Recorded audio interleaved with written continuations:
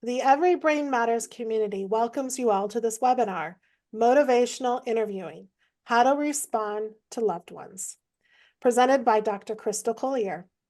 Dr. Collier herself is a person in long-term recovery. She's a therapist and educator whose comprehensive prevention model, which teaches the neurodevelopmental effects of risky behaviors to students, school staff, and families, was selected for the Prevention and Education Condemnation from the National Council of Alcoholism and Drug Dependence. Dr. Collier received a Torch-Bearer Award from the Texas Association of Addiction Professionals, and she has earned an Outstanding Research Award from the Association of Alternative Peer Groups, and she was voted Counselor of the Year by the Houston Counseling Association. The Hope and Healing Center and Institute in Houston, Texas, granted Dr. Collier a research fellowship to support the completion of her Neuro Whereabouts Guide, published in 2020, which I think every family should have. Her faux mapping workbook, published in 2023, is designed for people who want to map the family of origin patterns that no longer serve them. Since 1991, her clinical work focuses on adolescents, adults suffering from mental illness, behavioral problems, and substance use disorders. Her area of expertise includes adolescent neurodevelopment, prevention programming, parent coaching, addiction, family of origin work, and training new clinicians. And not only has Dr. Collier done this tremendous work in prevention and helping families heal from crisis and destructive behaviors, but she's been able to do this in a positive, kind way, which makes her one cool doctor. So Dr. Collier, we welcome you back with open arms, and the floor is yours. Thank you. Oh, that's so sweet. And I think about that Counselor of the Year award. There's probably some pissed off adolescents out there who would not have awarded me that award because it's not possible to make everybody happy, right? In that respect. So, all right. So today is part 2 of our series on stages of change, and this is the motivational interviewing part. And so what I want you guys to know is that motivational interviewing is an amazing technique that is taught to clinicians, to therapists, social workers, anybody working with people who are on various stages of change. And so the work was born out of smoking cessation work, which many of you know is one of the hardest things to quit as far as drugs go. It takes on average 10 years for a US smoker to quit smoking cigarettes, and they go in and out of various stages of change. And so Prochaska and DiClemente are the researchers who really created motivational interviewing.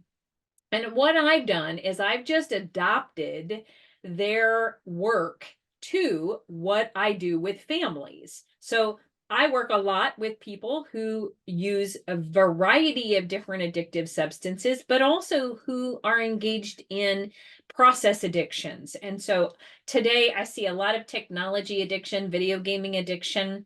I see a lot of sex addiction, pornography addiction, eating addictions, food addiction. So what I try to do is to work with families as well to get the biggest effect that I can possibly give. But one of the things that I think is important to know how to do is to talk to your family in a way that is the most effective communication technique that you can use. So what I'd love for you guys to do is just unmute yourself if you have a question. Seriously, interrupt me. If you think, what about this family member? What about this issue? Please feel free to do that. If you don't feel comfortable asking that, put it in the chat. I'll read it, or put it in the Q&A, whichever we're using today. And I'll see those as they come in. But you can also wait till the end. And of course, a plug before I start on this is I am the author of the Neuro Whereabouts Guide, a prevention guide for parents and families who want to prevent youth risky behavior. And in that guide, I researched 18 different high-risk topics. I have 19 middle school, high school, and college interns right now that are helping me write a teen version of this. All I'm doing is steering them in the direction of research, and they're also helping me. So please feel free. If you guys have anybody, a middle, high school, or college age student kid who might be interested in doing an internship with me, please have them go to my website, knowyourneuro.org. The student page is where they can find the application. Okay. So my favorite joke in the whole wide world. What do humans hate the most? Change and the way things are. So I actually heard that in an AA meeting years ago. What are the two things that an alcoholic hates the most? And I thought, I don't think that's just alcoholics. I think that's humans. So I adopted it and changed it into this one. And so always remembering that we have to put ourselves in the shoes of the person who needs to make that change or is supposed to be. So when I think about working with people who are stuck in an addiction of any kind, I always think of this little guy, right? It hurts, it sucks, it's wreaking havoc in our family, but I'm just really struggling with changing it. And so this is not only difficult for us as family members, but it really is a bummer for them too. This poor little guy, he's just not moving at all, as you know. So Hey, I'm a big, Crystal. yes, Hi, Crystal. Can I interrupt with a question? yes, please do. Hi, my name is Heidi, and I'm a big fan of your presentations, and thank you so much for coming back on Every Brain Matters. So I have, since you brought up process addiction and you brought up the 12 steps, I thought this was a great opportunity to interject with a question. I've been looking for a 12-step meeting for process addiction, and I can't find any. There's Gamblers Anonymous, there's Alcoholics Anonymous, there's Narcotics Anonymous, but I haven't seen any for the cell phones. Oh, you're talking about like a smartphone addictions 12 Yeah, step? Yeah, I yeah. don't I don't know of anybody.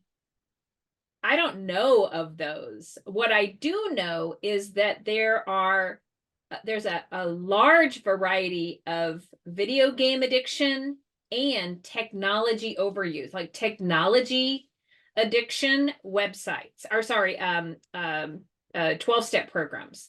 So I've got a couple Oh, clients who are, now I don't know any for kids, but that doesn't mean there aren't any.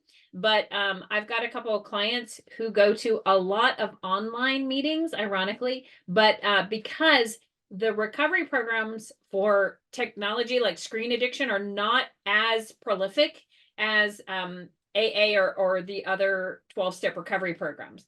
I'm very lucky because I live in Houston, Texas. We have over 5,000 AA meetings per week. So there's a plethora of things to choose from for all kinds of process addictions. I mean, within a 5-mile radius of my house, I know that there are ACA, COA, there's OA how, there's all kinds of SLAA, all the 12-step recovery. But what I would encourage you to do is to go online and look for Video Game Addiction Anonymous or technology addiction 12-step recovery programs, and you'll find them. More likely okay. they'll be online. Okay, Yeah, thank you so much. sure, you got it. Yes.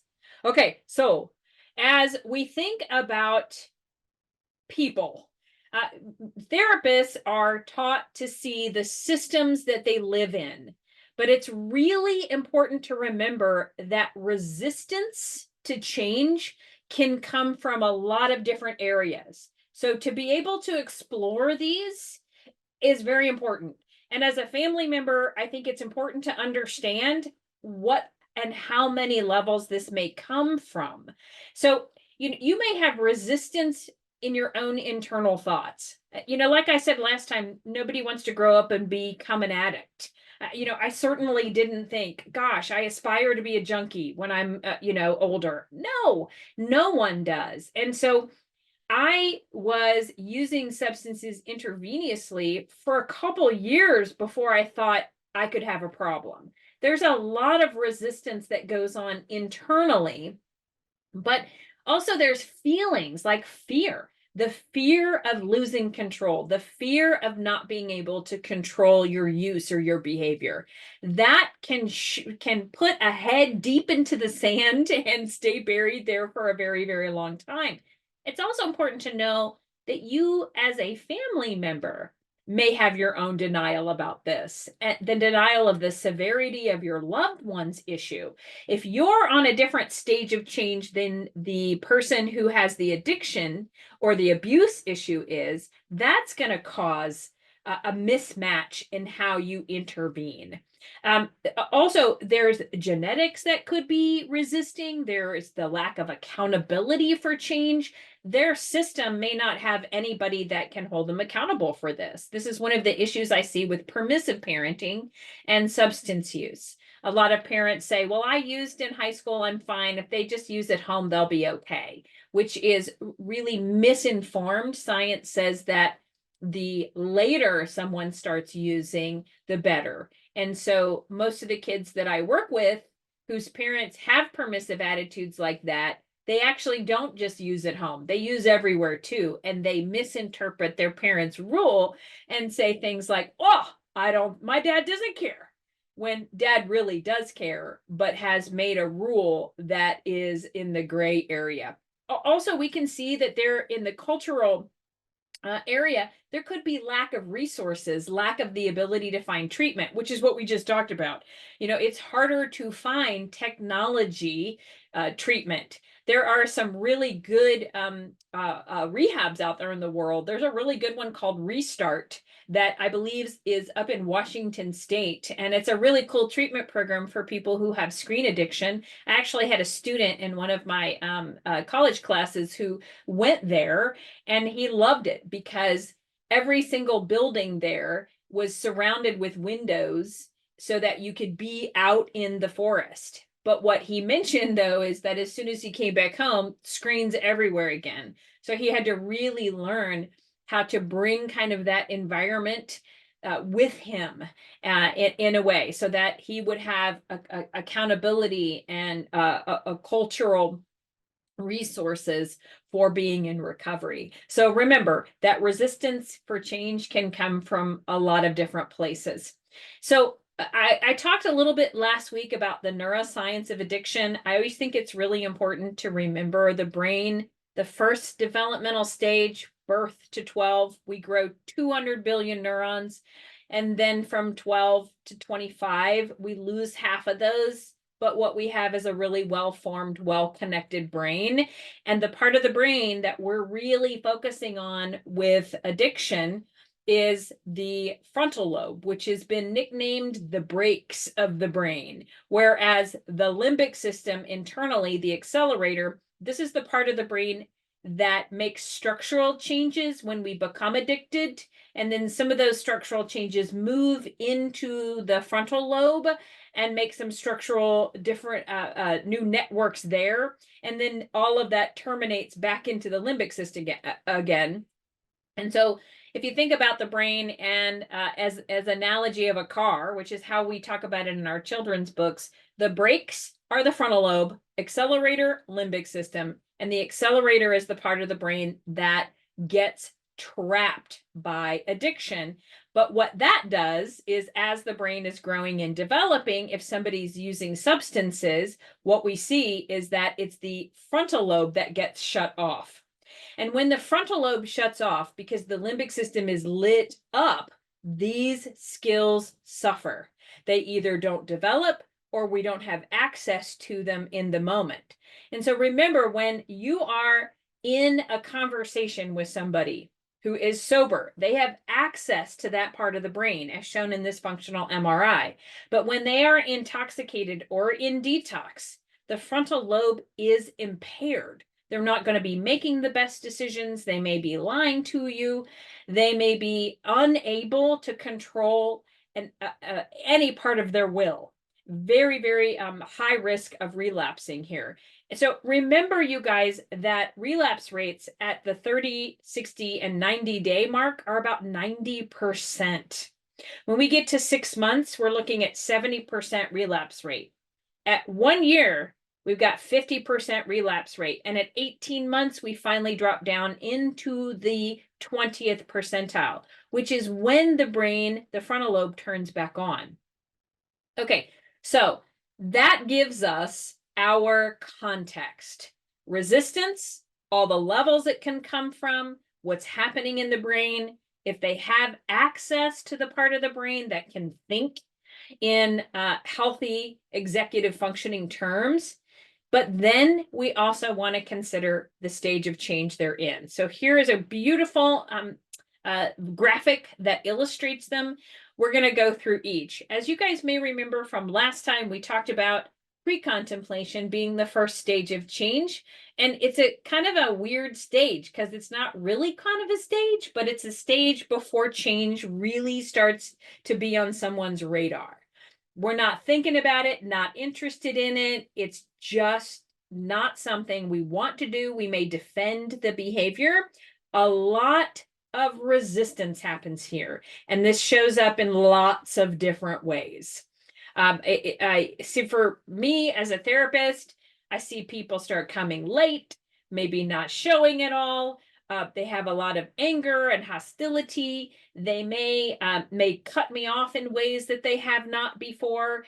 I absolutely hate addiction, because people that I've grown, loved, connected with have cut me off because I would not get on board with them starting to use again if they've already declared they're an addict. And so, it's not my place to judge anybody's choices or behaviors, but to hold up a mirror and to say, how are these affecting you and your loved ones? But man, I tell you, you guys know, when we want to use, there's not a lot of things that can get in the way of doing that, sadly, unfortunately.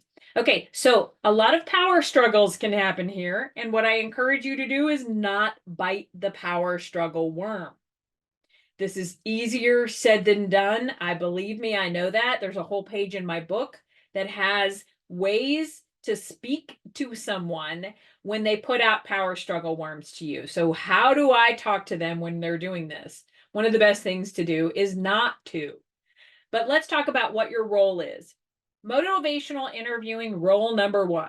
When someone is in the pre-contemplation stage of change, the best thing for you to do, which is probably the thing that you least want to do the most, is take on the nurturing parent role. Now, please know, this is not, I'm not saying play a parent role to your husband or your wife or your dad or your mom, but this is the essence of this role. You want to be very nurturing when you approach somebody in the pre-contemplation stage of change and put yourself in their shoes. So your best tool in pre-contemplation is validation. Again, something you probably don't want to do. Remember that validation is not agreement. You can validate somebody and absolutely disagree with them. I wish we did more of that in the world. I think it would bring us closer together. But an example that this might sound like is, I can understand that you feel that way. I really get that. I get that you want to play video games until 2 or 3 in the morning and it's Saturday night. I get it. Doesn't think your parents are gonna follow through with allowing you to do that, but dude, tell me all about it. I'm not agreeing, but I'm validating. I'm validating somebody's desire. Acknowledging that they're in control. Now, this is hard to do when they're a kid and they're really not in control. But remember that no matter where someone lives, what the rules are, they are in control of how they perceive and act. They can also potentially control how they feel if they're good at learning how to do that. But being able to say, hey, ultimately, the decision is yours, even though you may not like the rules. your decision could be, I'm going to follow the rules because that's what my mom makes me do. Or I'm going to follow the rules because I get in less trouble. Ultimately, it's your decision on how you follow the rule. If you choose not to follow the rule, here will be the consequences. So here's what you want to do in pre-contemplation. You want to make sure that you are acknowledging that they have some decision making, they have some sort of control, but that the rules and the limits are what they are. At this place, you always want to encourage reevaluation of their behavior. So this is what it might sound like. I encourage you to consider the consequences and make a different decision. Like, these are our rules, kiddo. I know that you don't like them. I really get that you want to smoke or that you want to vape, whatever it is. But in our house, we don't allow substance use. So that's the rule. But is there a way that maybe you could look at this a little bit differently and see it from my point of view? Really rethink this. Is it really working for you? I mean, it seems to be causing us a lot of conflict. How's it working in other areas of your life? Encouraging them to look at the behavior and reevaluate isn't saying don't do it, but it's moving toward them. And this is the goal in pre-contemplation, is just moving toward someone, stepping into their shoes in a really nurturing way to understand what they might be going through and why they do or don't want to change.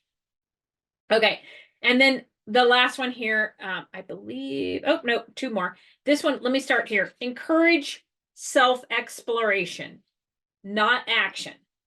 One of the biggest mistakes that we make as parents, caregivers, therapists, anybody, is we use action-oriented language when they're not in the action stage of change. It is a surefire way to shut a conversation down. And sometimes you may want to shut a conversation down. That's okay.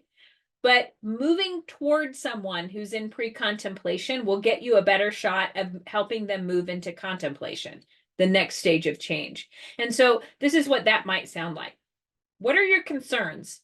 Does it ever cause problems? How does this work out for other people? Are there other kids that are smoking marijuana? What's going on with them? How are their grades?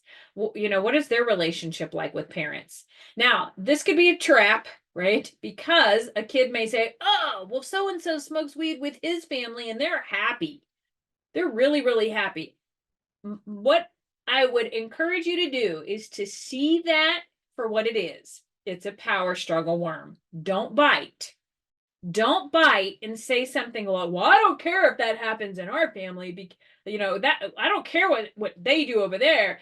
Here's how it's going to be in our family. What I would encourage you to do is to use the 3 magic words. Huh, really? You mean Johnny smokes weed with his folks? Tell me more. What's that like? What are they doing? Now, this is critical, especially if we're talking about adolescents or young adults. We want them to talk more than us, because then they get to hear their irrational thoughts literally coming out of their mouth and us parroting it back to them so they can hear it. If we immediately get defensive, take something personal, get angry, then what's happening is we just are in a power struggle. And instead of them hearing their irrationality, we actually bite on it and it reinforces their irrationality. So being able to nurturingly, lovingly say, wow, I really have a different opinion, but tell me about yours. What do you think's going on over there? That's it. Just moving toward them. Okay, then the last thing here is to personalize the risk. And so what this means is really helping them explore what is risky, not why is this bad for you? Because of course a teenager is going to say, well, it's not. It's a medicine. It's good for anxiety. It's good for nausea. All of the things that marijuana companies try to sell to people who use it are going to come out of their mouth as, belief and gospel. You don't want to argue that. there's no way that you're going to be able to convince them otherwise. What we want to do is to set a limit, keep them talking, put yourself in their shoes. So when you're using, is there any risk to you? Like, what are the risks to your lungs? What are the risks to your brain? I'm hearing lots of positive things that you think marijuana can do, but are there any negatives to it? Like, what have you read? What have you heard? Keep them talking. Put your Socrates on. We want to ask lots of open-ended questions, especially when somebody is in the pre-contemplation stage. Now, here's the danger. If you do this with inauthenticity, it's like you're placating them and it's insulting. And so don't do this unless you have the energy to do this, and be very, very honest and authentic about being interested in their point of view and what's going on. Okay. Anybody have a family member who's in pre-contemplation that you have a question about? If you do, jump in.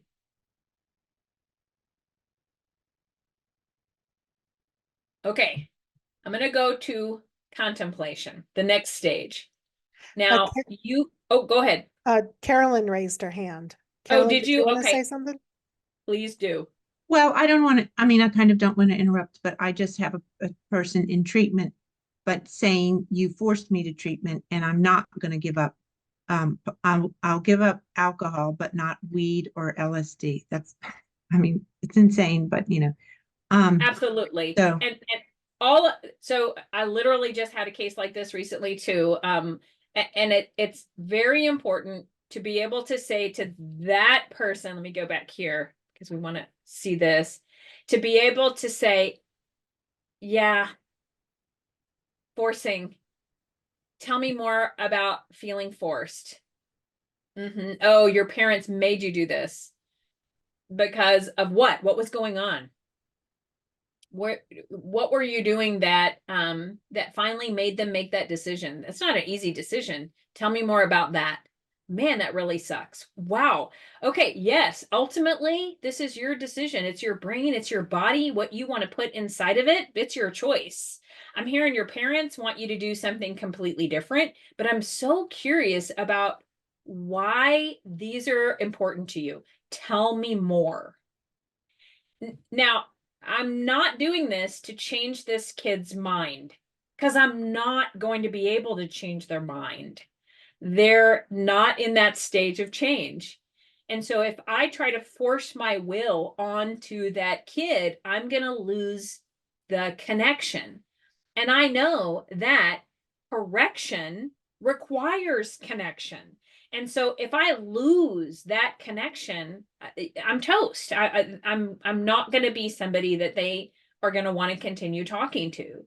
But if I can say, I can feel how angry you are. I get it sucks to have your autonomy taken from you. I understand that. And ultimately, this will be your decision. And, wherever you choose to live, you'll be able to make those decisions on your own. But I'm so curious about why this is so important to you.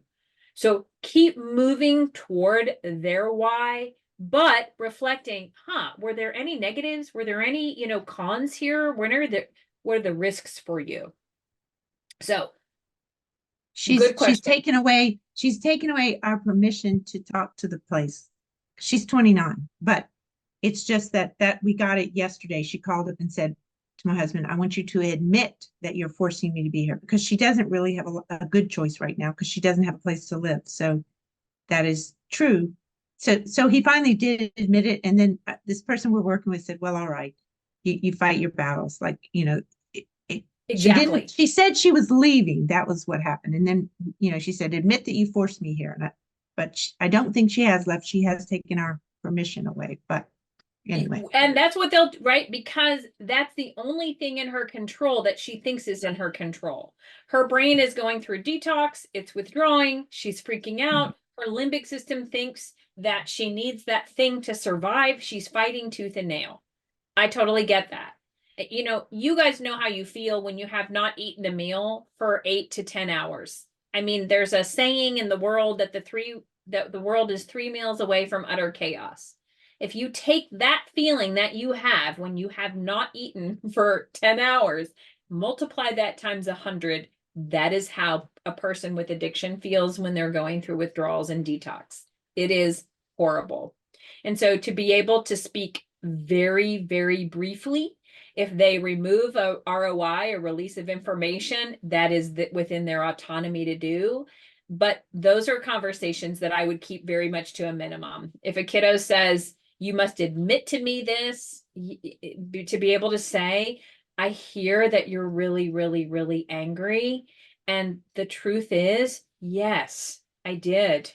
But I also understand how awful this is for you.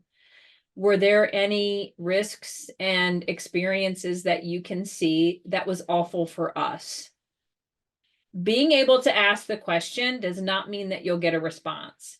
And you may not, but you can move the conversation back onto you to be able to say, I get that it sucks for you. It sucks for us too.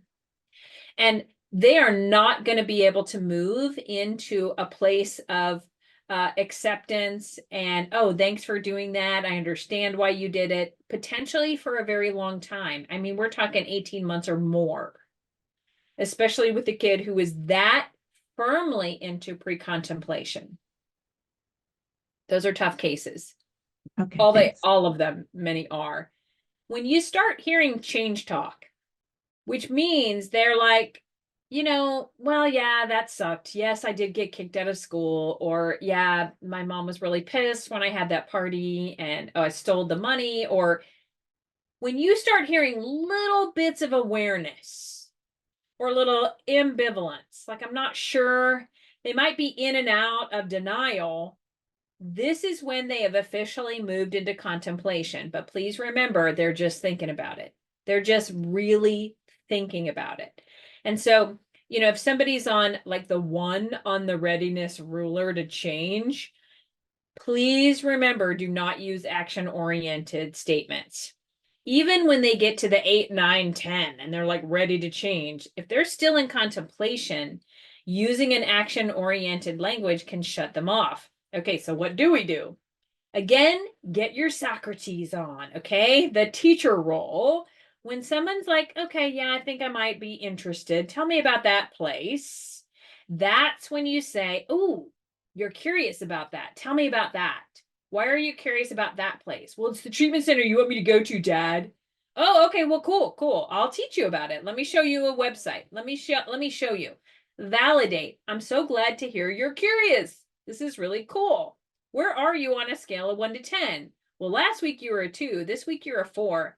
What made you move up to a 4? That's pretty awesome. I'm really happy about that. Now, the amount of exuberance will be, of course, tailored to the person that you're talking to, because they may call bullshit on you if you come across too sugary sappy, right? So be careful in how you do that, but validate the change talk. Being able to say, oh, wow, it's cool to hear you say that. Your awareness seems to be changing. I appreciate that you talked about that risk. Tell me a little bit more about what you're thinking in that way. Acknowledge again that they're in control. Ultimately, this is your decision. Yeah, this is our house and we get to choose, because ultimately what happens in our house is our decision. But ultimately what you choose to do with your body, where you live, what you put in your body is going to be up to you. What you think. I can't change how you think. I don't think I want to, although I would like it if you thought a little differently about the risks of marijuana. But ultimately, this is your area of autonomy. Make sure that you encourage evaluation of pros and cons. So that is the big technique that Prochaska and DiClemente found worked here. This is when you start wanting to ask, like, what are the pros? What are the cons? But this means that you have to be interested in the pros. So tell me why you do use. And if they say to reduce anxiety, do not say, well, there are better anti-anxiety treatments, because that is an action-oriented statement. Do not say that. Just being able to say, oh, tell me more. What do you mean? How does it help with anxiety? What does it do? Are there any cons?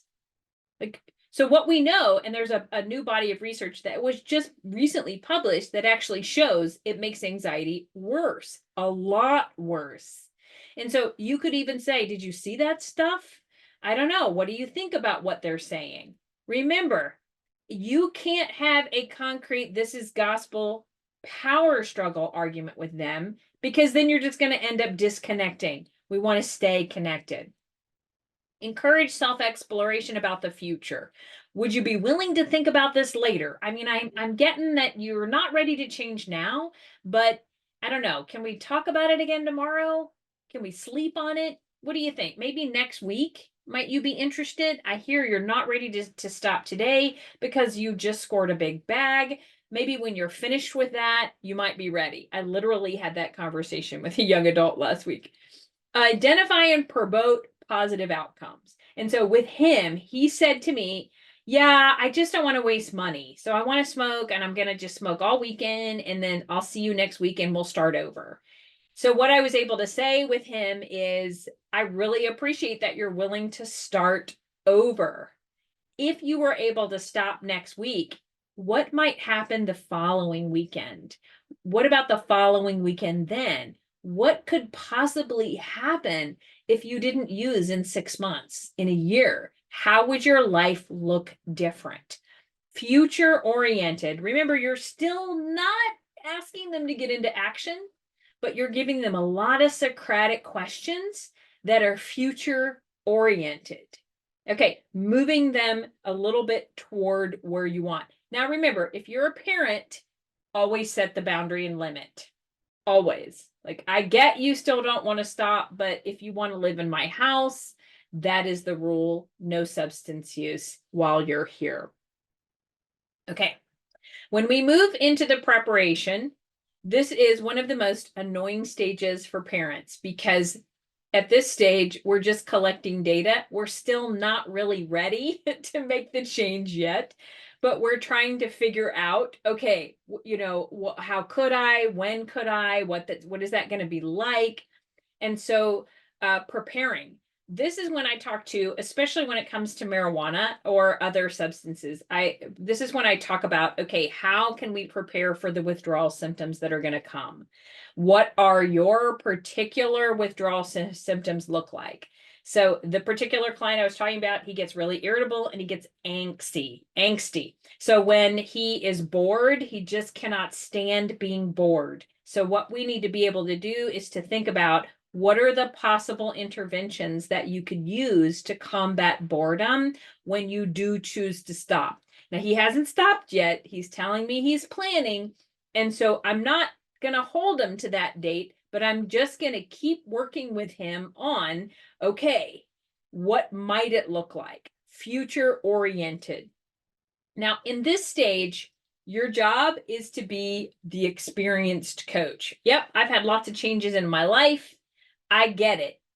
Praising the decision to change. So when a person's like, yeah, I want to stop, I need to stop, I'm going to stop. Dude, I am so glad to hear that. What does it feel like to actually say that out loud?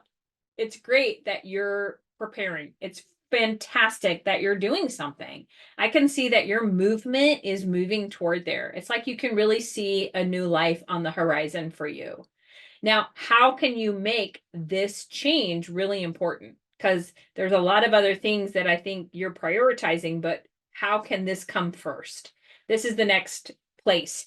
Think about being a coach, right? You're thinking about, okay, all right, what can you do to prepare? What is the next step? Not, can you stop? Not, can you change this? But what is the important thing to do first before you actually stop or make the change? Then we want to make sure that we identify and assist in any obstacles. This is when you can actually be more involved, right? And so being able to say, okay, when you tried this before, what was helpful? What were the obstacles? So with that particular client, biggest obstacle, boredom. So making sure that he has a lot of things lined up. But when we tried that before, he found himself being really annoyed and irritable when he went to a game. because he's in withdrawal, we're detox. And so if that's an obstacle, we talked about, okay, what if you just slept all weekend? What if you just got some good comfort food, lots of water, let your family and friends know. And instead of trying to occupy the boredom, just kind of being in it and sleeping a lot and resting a lot. That might be the way to go. But to be open to lots of different avenues for the preparation for change. Okay, then your experienced coach can encourage those small steps, but I also focus on identifying social support. Who are you comfortable getting help from? Many of our young people today are just so not. I'm hearing a lot of people. I was in Tampa this last week at a prevention conference, and I'm hearing from more and more clinicians that young people are saying, well, I don't want to bother people. I don't want to be a burden. And so being able to say to young people, if you're going to make this change, I want to support you in any way possible. You are so valuable and worthwhile that you can and should ask people for help because you're so valuable and worthwhile. A lot of kids don't believe that today about themselves. And so being able to say, okay, what is the initial goal here? Are there family members that can support you? Are there other people out there in this that can support you? How could I help you and support you? Do you want my help and support? What is your next step? Who could support you in the next step? Is your next step to go to a meeting? Do you want to try that? Are you ready to put that on your preparation list? What would be an obstacle to going to a meeting? Not knowing? Do you want me to help you find a link or to find an address? Is there somebody that you might ask to go with you? I mean, I could, but I'm your mom. Maybe there's a young person's meeting that might be a better fit for you. So you can hear the language moving more toward what ifs. How about this? More problem solving oriented, but remember, they still hadn't made this change because they're in the preparation. But you can talk about this more with them with really future orientation. Okay. Once they're in the action phase of change, remember, this is when they've made the change, they're motivated, they're working on it, they're in treatment. Now, the person you talked about earlier, she's still in the pre-contemplation stage, but she's taken a big action because she's in treatment. But, when someone's mind is forced to change, they are usually of the same mind still after that. So remember that even though they're taking action, they could still be in a pre-contemplation stage. But if they literally are in action, your child has stopped using marijuana or your family member has stopped engaging in an unhealthy behavior, this is when to take a step back. Your role is the consultant and just focus on handling triggers and social support. So what triggers you? When do you want to engage in that? What are the things that make you crave wanting to do it? Are there certain people that you could call for support when that particular thing comes up? What would be an obstacle to reaching out when you get triggered? In this place, you also want to bolster self-efficacy for dealing with triggers. Like, oh, dude, last week you were so triggered for that, but you really managed to handle it well. One of my sponsees just quit vaping a couple weeks ago, and I was just love bombing her with all of these cheerleading things. And then when she relapsed, she thought I would be so disappointed in her. And I was able to say, I am so not. Oh my God, I'm also an addict in recovery. I get that relapse can be a part of it. And so, but remember when you did this, and this, when you got triggered, you were able to do this, and this. You could do it.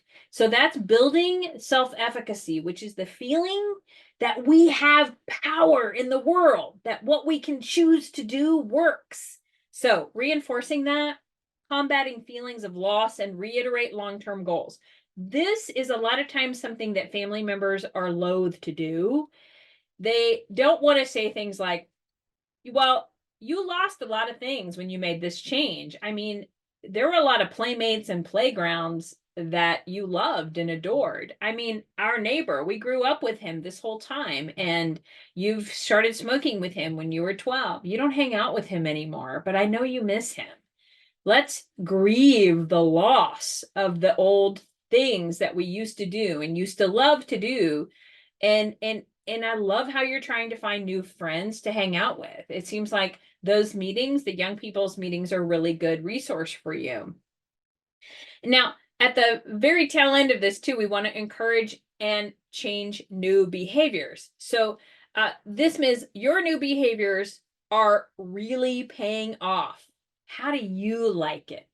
So remember that once somebody moves into the maintenance phase, this is who they are. So being able to say, you've really made this change part of your identity. How does that feel? I mean, do you like it? And then being willing to explore the parts that don't. Because as a non-drinker, I don't like when I go to a party and there's a bunch of people drinking.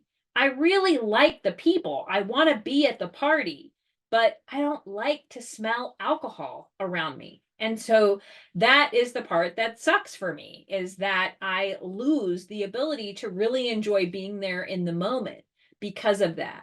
However, I can pick up and go to other places where there are people who don't drink. So in this place, you're going to consult. And when somebody's in the maintenance phase, remember that means they have been doing the action for 6 months or longer, and it has literally become a part of who they are. They have grown in skills. They're applying their coping mechanisms. At this place, your consultant role continues. You want to keep helping them create a plan for follow-up. Let's create a relapse prevention plan. You may not be the person as a parent who does that. You may be the person that says, tell me what your relapse prevention plan. Am I in it? Can I help you with it? What could be my role? Reinforce internal rewards. How has this changed you? How has it changed how you think, how you feel? How has it changed your future, your relationships? What does this look like? I mean, this is really cool, but do you feel that way too? Going into inquiry with them and really exploring how it has made a mark on their identity. Also, really openly discussing relapse. And this is when a lot of families get fearful about bringing this up. And I think it's really important to be able to say, hey, I've noticed that you haven't been to a meeting in a few weeks. And I just want you to know that is your decision, but it scares me. I feel scared when I see you, what I perceive to be slipping a little bit. So can we talk about it openly?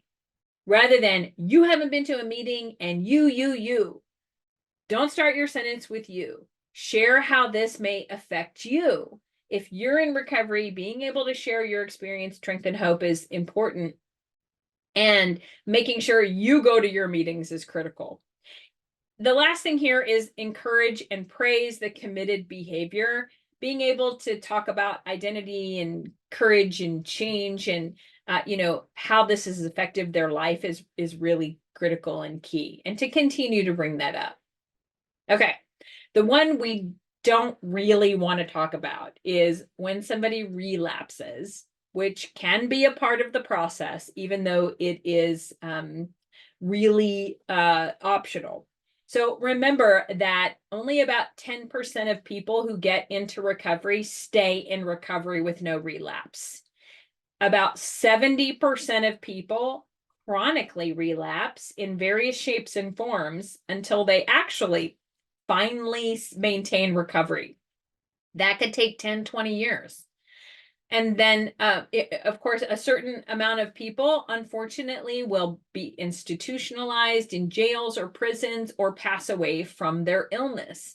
And this is a scary, scary thing for loved ones and family members. So this is a real fear that I don't want to keep you from talking about it, but I want to make sure that you realize that the guilt and shame and exhaustion and helplessness that they're feeling, or that you're feeling, is also what they're filled with too. And so recovery is a process, not an event. If you think this is going to be one and done, we're going to do one treatment center, remember that a national study showed the average number of treatment episodes to get somebody with an addiction to substance use sober, staying sober, is 9. Now, that doesn't have to be 9 treatments. That can be 9 therapists, 9 or one treatment, lots of different ways, but it is a process, and that is an average. And so this is a cunning, debilitating, baffling disease, which takes a long time to heal from. So if somebody's in relapse, your nurturing parent, coach, consultant all need to come back. Evaluate the triggers. Let's look at what happened. What happened right before you drank? What happened right before you took a drink? Right before you smoked? What was going on? What happened the day before that? What happened the day before that? That's called a backwards chain. Asking somebody to analyze their relapse in this way can help them really understand when the slippery slope began. Okay, making sure that you reassess their motivation and barriers. Like, okay, so you relapsed, but what is your motivation to get sober again? And a lot of times you'll hear something that you don't want to hear. They may say, no, I think I'm going to try this for a little bit, or I'm just going to smoke for a little bit longer. And we'll see how it goes. I just don't want to quit right now. It was too uncomfortable. Being able to go back into preparation is probably where you'll go. And so moving back into that place of talking about the pros and cons, what was it like to relapse? How did that feel for you? What happened? And then being able to say, did your coping strategies fail you? Do we need to help you grow bigger, better coping mechanisms? Let's reassess your relapse prevention plan. Were there holes in it? Did we not think of something? What was not strong enough? This is where you're going to want to go if somebody is in relapse. And also, if you're a parent, set boundaries. Again, it's not okay to use in our house. You're either going to have to go into treatment, go into a sober living facility, or choose to not use, and what that looks like. Okay, so this is a summary of all of the stages that we just went through. If somebody's in pre-contemplation, validate, explore the idea of what other people are saying. Other people saying that you have a substance use problem. What do you think about that? Let's explore it. And then if you're a parent or a loved one, set your limits. Here's my boundary. This is what I want, or this is what I need. If they move into contemplation, validate, start with pros and cons. Again, set your limits. Preparation, you're going to praise the decision to change and praise each step that came into their mind about it. Again, continue to set limits. If they're in the action, validate, encourage, praise. And then maintenance, support, praise, and start to let go. If you have fears and worries, please talk about that. I was 5 years sober, and my mother said, I think I trust you now. It took me 5 years to earn her trust back. So it is a process. And then, of course, when they're in the relapse phase, analyze, reassess, and set limits. Okay, so let me stop here and ask for questions from you guys.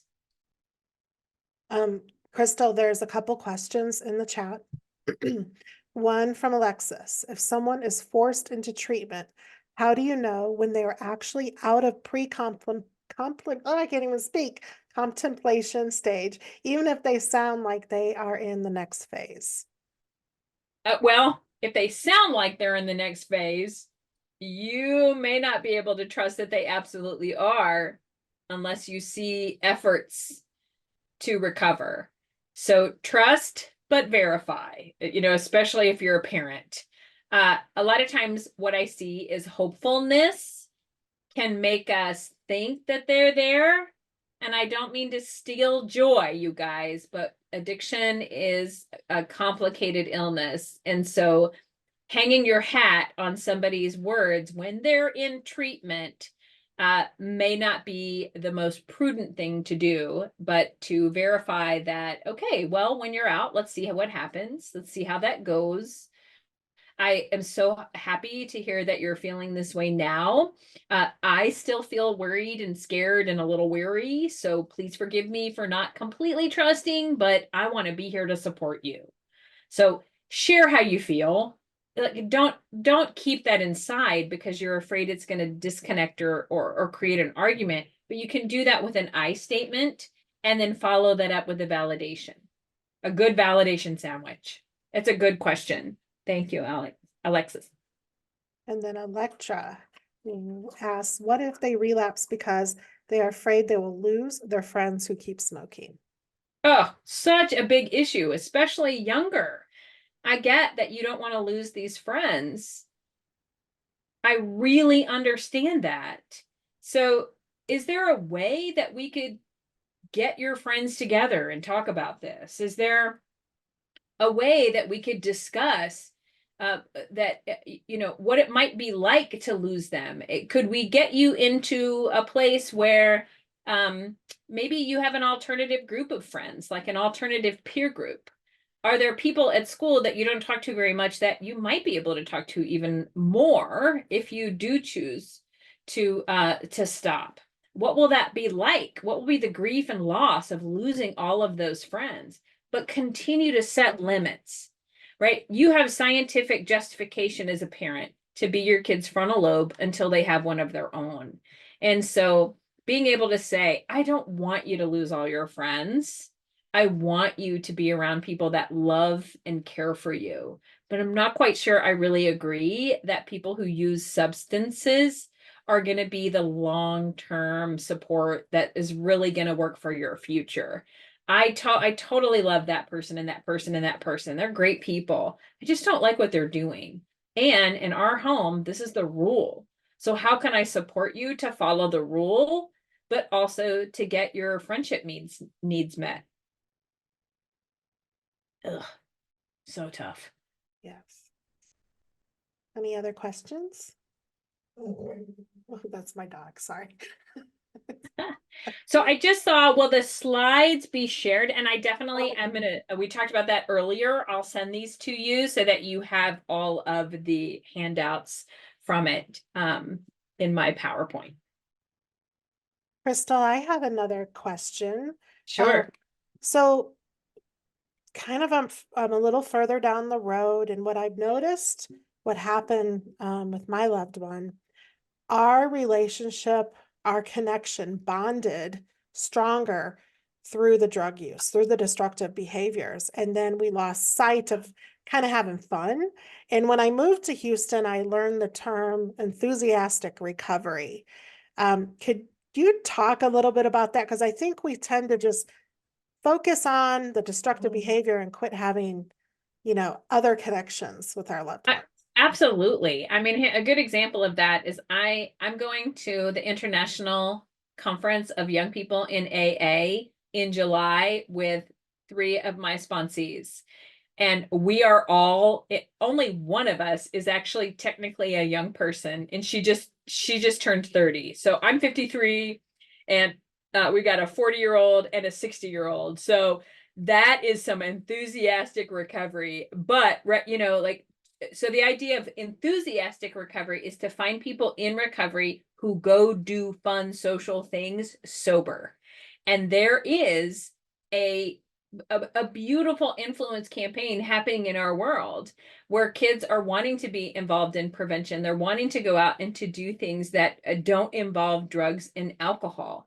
But you've got to find a peer group that has that kind of enthusiasm for recovery. And that may be very hard in your area. And so that's why I always think it's just so awesome, Aubrey, that you were willing to bring your child to Houston, where we do have a lot of alternative peer groups here. And even if you can find somebody online to connect, if you're in a rural area, that can be really helpful. But the idea is to surround yourself with people who are enthusiastic about not using substances. So that's the idea. Thank you. And I think some resources families could go to find that in their area. There's a website for alternative peer groups, because there are some forming throughout the US, as I understand it? Yes. Okay. So it's AAPG dash recovery dot, I can't remember if it's org or .com, I believe. I can't remember either. And I have I it can't on, either. I have it on the Every Brain Matters website. And I think another group is called the Phoenix House. Yes. Yeah. Yeah, definitely. AAPG-recovery.com is the association's website. And then the Phoenix House, the Phoenix Group, if you type in that, you'll see a lot of so like here in Houston, we have a sober recreational committee. There are different movements that coalitions have all over the United States that push for groups like this to form and get together. I mean, I've even had young people who didn't really want to do recovery groups, but they wanted to join a young group at their church. Not always going to be the sober group, but these might be kids who are engaging in less risky behavior and move your child toward the right type of decision. Cindy, you have your hand up. Go ahead and unmute and share your question. Thank you. I have a question. My son graduated from PHP and is starting IOP. And in the instructions or guidelines, bylaws, what have you, it talks about avoiding relationships. And the boundary has been crossed. How do we address that? We've kind of tiptoed around it, kind of listened to him, but I'm anxious to hear what you have to say. Avoiding relationships because boundaries have been crossed. Is this with peers or with your child? It's somebody within his group, a female, opposite sex, his preference. Yes, they've crossed a boundary. Now I'm starting to see some triggers in, he just doesn't do well with, he's trying to figure out how to navigate intimate relationships. And now we've crossed a line and now he feels like he needs to take care of this person. I see him kind of falling into those codependent traps again. So I see your brain turning. So I'll mute and listen. Yeah. Well, I'm thinking of a lot of kids who switch addictions from a substance to a person. And I mean, it's the same neurochemical, right? Dopamine is dopamine, except from shoes, right? That's okay. But remembering that, let's say you get a 16-year-old kid sober, they're in a recovery program, and then they switch kind of an addiction to a love interest.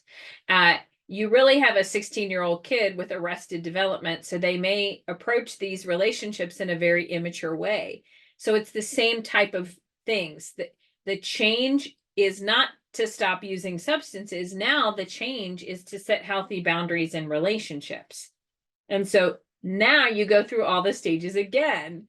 This is one of the reasons why I like teaching these stages to kids, to be able to say, okay, what do you think needs to change in this relationship with this young lady? Now, what is your level? What is your stage of change? Like, what is your motivation for actually making that change and going through the stages with them to be able to have a conversation about what stage are you in? Is there a change that needs to be made? Is there not? What are the risks? Is this a potential risk to you relapsing on substances if you don't set healthy boundaries with this person? Do you know what codependency is? Would you like some information on that? Literally going back through the stages so that you can assess what the situation is and what somebody's motivation is for that particular issue. Yeah. And just to add to that, Crystal, I think too, a lot of the IOPs and PHPs, they have rules for their kiddos that they're not allowed to have these intimate relationships while they're in the program, and then they get caught having these relationships. And so families are like, okay, what do we do? Maybe they're going to get kicked out of the program then. So could you talk a little bit about that? Oh, this brings me back to 1989. My treatment, rehab, romance. I remember this guy was an opioid addict, and he put his hand on one of those electric stove things. So he had a circle of burn circle on his hand for one of those swirly things. Wow, that's some dedication, right? And of course, I snuck out of my room to sneak into his room in the middle of rehab. Wow, what a memory. Luckily, I moved to a halfway house in a different state, or I may have, had babies there. I don't know. I've seen that happen, right? One treatment center I worked at had 2 recovery houses right next to each other, a boys and a girls, and it was such a bad idea because they kept sneaking out of the window, right, and impregnating each other. But I think it's important to remember, like, this happens, and regardless of what the rule is, of course they're going to break it, right? Of course they're going to break it, but to set the limit, to be able to say, if you choose to get kicked, if your behavior gets you kicked out of this program, sorry, kiddo, you're going to have to go to another program. And like I said, going through the stages of change again to figure out what to do on that one, and just keep setting limits. Thank you for that. That's a hard one. It is. It really is, because, you want him, they're clean and sober. So you've got that going for you. You're praising that, but they seem to be getting lost in something else. One of the most helpful things that I learned when I was doing research on brain development is communication. Middle schoolers have such dramatic communication, and I can't stand it when we say that, when we classify their communication as dramatic, even though it is, it may be even histrionic, but it's normal. It's what kids have to go through in order to learn less dramatic, more professional, appropriate, mature communication. They have to go through all of those a very emotional, heated, well, she said, and he did, and I did, and all of these things. And so being very patient, not pathologizing that, but being able to say it's really normal. You're clean and sober. You want to have the healthy relationship. This girl is the bee's knees. You're focusing all your attention and energy there. I get that. But let's talk a little bit about the risks here. Right? Yeah. Those hormones are still working. Oh, so much. Yes. Is there any other questions, comments? What a wonderful presentation. It was amazing. Learned so much every time I hear Dr. Collier talk. Thanks. Thank you. I just had one. So I missed the first one. So Aubrey, is it going to be on the Every Brain Matters website, a link to the first talk? Yes, we will have it up on the YouTube channel, and then we will have it added to our family resources, recovery resources on the website.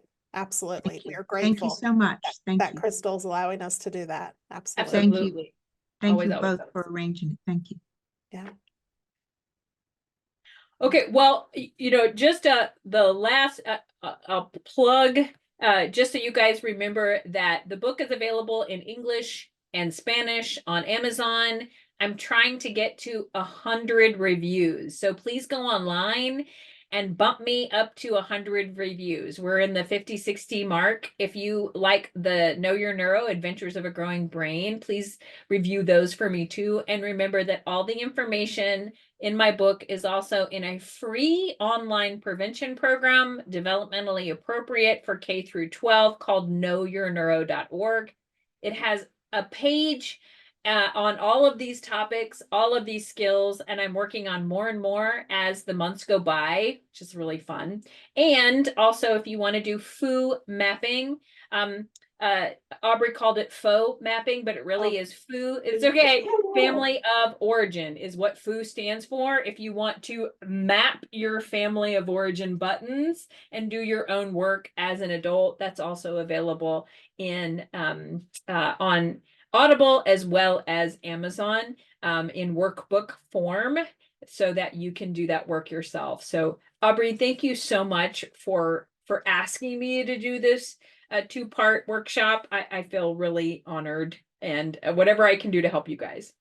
Well, we are very honored that you did this. Thank you so much for the correction. And we look forward to hearing more from Dr. Collier.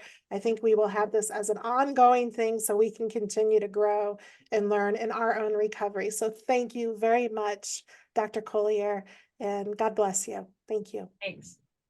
Bye, you guys. Bye. Thank you, Aubrey. That was amazing. Oh, Dr. She's Collier, amazing. one of the best presenters I know. Oh, Seriously. thanks. I Thanks. mean, I've gone to a lot of conferences, and I wish I would have gone to the one you were just at, Crystal, but I go to the conferences and I'm kind of falling asleep because, what's the buy-in? We have a lot of buy-in with this. So, these are valuable resources. I wish I would have known them in the beginning, but I started learning some of them, helped my family tremendously. So, and I need to revisit them often. So glad you guys are here. Yes. Yeah. Okay. Electra, you said that you can't see that the book is available in Kindle. It is ebook form. If you go to my website, the book's website, neurowhereaboutsguide.com, I'll put it in the chat. You'll be able to see a link for the ebook for you, because it is available in that form. Okay, if you go there, Electra, you'll be able to see the link for it, all the different links for them. I think Cindy has her hand up too, but also Dr. Collier, I referred you to a gentleman who's wanting to invest in prevention in his area. What if people wanted to get your prevention program in their area? What would they need to do? Well, it's so cool that you just asked that. I actually just was accepted in a fiscal sponsorship program, so I can now take donations. It'll be up on my website within the next probably week. And so the prevention program is free, but if you have a donor that wants to pay for me to go to a school, and what I'd like to do is I like to train all the teachers, administrators, staff, and I like to do presentations for the kids to get buy-in. And then the teachers can use the program throughout the year, or I can either come back at the end of the year and meet with the students. And then before I leave, also meet up with parents. And so doing whatever we can to kick off the program and then to teach the school how to use it consistently throughout the year. Even if they do 3, 4, 6 presentations, videos, they're so easy to integrate because they're only anywhere from 2 minutes to 8 minutes long with one-page handouts. So the consistency of it is what we know has a big effect. So if somebody wants to donate the money to fund me to get there and to pay my fee, they'll be able to do that soon. That's awesome. That's good to know. We'll be Yes. talking more about that. Did Okay. Crystal, Cindy, did you have a last question, or I think your hand went down? No, I'm sorry. I don't have another question. Thanks for asking. Oh yeah, for sure. Okay, everybody. I think that's it. Thank All you. right. Thank you, Dr. Collier. You're welcome. All right, you guys, take care. Have a Bye. wonderful day. Bye-bye.